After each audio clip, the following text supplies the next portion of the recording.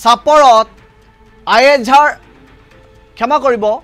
আয়েঝাৰ পথ নিৰ্মাণত দুৰ্নীতি সংঘটিত হৈছে 17 নম্বৰ ৰাষ্ট্ৰীয় ঘাইপথৰ পৰা বেতবাৰীলৈ যোৱা পথছোৱাৰ কেনেকৈ নিৰ্মাণ কৰিছে আজি তাকে দেখুৱাম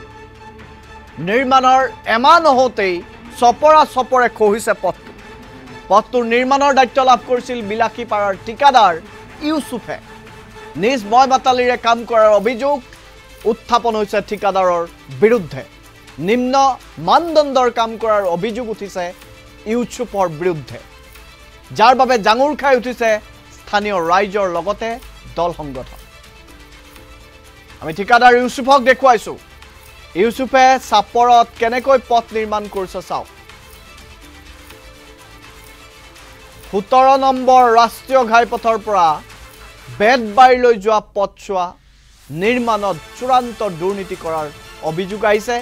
নিম্নমানৰ কাম কৰাৰ অভিযোগ আহিছে এমাহ নহওঁতেই চপৰকৈ খহিছে এই পথছোৱা আমি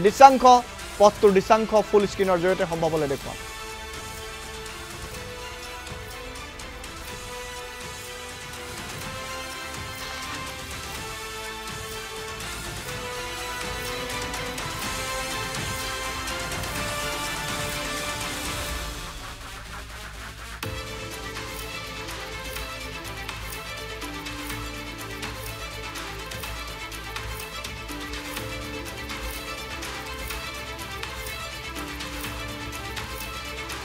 ঠাইখিনিৰ নাম হৈছে আৰেঝাৰ বুলি কয় আৰেঝাৰ 17 নং ৰাষ্ট্ৰীয় ঘাইপথৰ পৰা বেতবাৰীলৈকে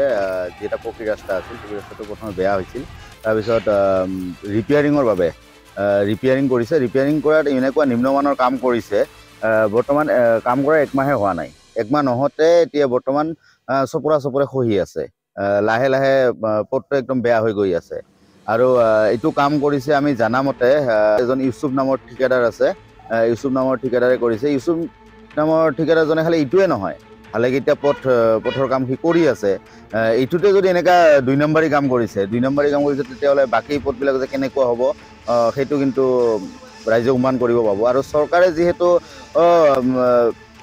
যিখিনি কাম কৰিব লাগে চৰকাৰে কিন্তু বহুত কাম কৰি আছে টকা ধাৰ্য কৰে কিন্তু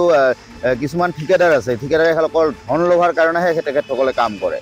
তেখেতসকলে যি ৰাইজৰ সুবিধাৰ কাৰণে যি পথ নিৰ্মাণ কৰে বা পথৰ পুনৰ নিৰ্মাণ বা ৰিপেয়াৰিং কৰে ৰিপেয়াৰিঙৰ নামত কিন্তু তেখেতে এটা আভুৱা ভৰা এটা কাম কৰি টকাখিনি অধিকাংশ টকাই উঠাই লয় এইটো আছিল লোক নিৰ্মাণ বিভাগৰ আৰু বিলাসীপাৰা ডিভিজনৰ আণ্ডাৰত আছিল কিন্তু ইয়াতে আৰু এটা কথা ক'ব লাগিব যে লোক নিৰ্মাণ বিভাগৰ বিষয়া বা ইঞ্জিনিয়াৰসকল আছে তেখেতসকলে কিন্তু পৰিদৰ্শন নকৰে নেকি যদি পৰিদৰ্শন কৰিল হয় তেনেহ'লে কামবিলাক এনেকুৱা নহ'ল হয় পৰিদৰ্শন নকৰাৰ কাৰণে হয়তো আজি এনেকুৱা পৰিস্থিতি হ'ব লগা হৈছে আৰু যিটো ৰাস্তাৰ কাম একদম বেয়া হৈছে সেই ৰাস্তাৰ আপোনালোকে চাওক আপোনালোকৰ ওচৰতে ফায়াৰ ব্ৰিগেড অফিচ আছে স্কুল কলেজ আছে ব্লক অফিচ আছে CDP অফিচ আছে আৰু এইফালে বহুত কেইখন গাঁও আছে বহুত মানুহ অহা যোৱা কৰে বহুত গাড়ী অহা যোৱা কৰে কিন্তু তথাপিতো এনেকুৱা এটা নিম্নমানৰ কাম হৈছে যাৰ কাৰণে নেকি এতিয়া ৰাইজে এতিয়া ভাবি আছে যে পথটো দিনক দিনে খহি যাব নেকি আগতকৈ আৰু বেয়াহে হ'ব নেকি আচলতে আমাৰ আৰেঝাৰ 17 নং ৰাষ্ট্ৰীয় ঘাইপথৰ পৰা বেতবাৰীলৈকে এটা ভিতৰত যোৱা ৰাস্তা আছে কেইদিনমান আগতে এইটো মানে ৰিপেয়াৰিঙৰ কাম এটা হৈছিল ৰিপেয়াৰিঙৰ কামটো হোৱাৰ পিছত আমি ভালে পালোঁ যিহেতু ৰিপেয়াৰিং আগতে জলাশূন্য পথ অৱস্থা আছিল সেইটো ৰিপেয়াৰিং হ'ল কিন্তু ৰিপেয়াৰিং কৰাৰ একমাহ নহওঁতে ঠায়ে চব বাকলি উঠি গৈ আছে ৰাস্তাখিনি তো কামখিনি নিম্নমানৰ হৈছে অসম চৰকাৰে কি ধুনীয়াকৈ টকা দি আছে ৰাস্তা ঘাটৰ কাম কৰাৰ কাৰণে কিন্তু তাৰ সম্পূৰ্ণ বিপৰীত ছবি ঠিকাদাৰবিলাকে কৰি আছে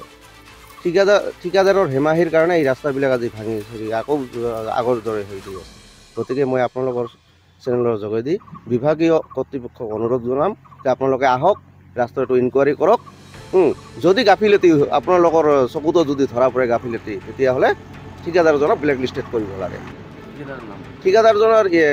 ইউসুফ নাম বিলাসীপাৰাত ব্লেক লিষ্টেড কৰক বিভাগীয়ভাৱে তদন্ত কৰক আহক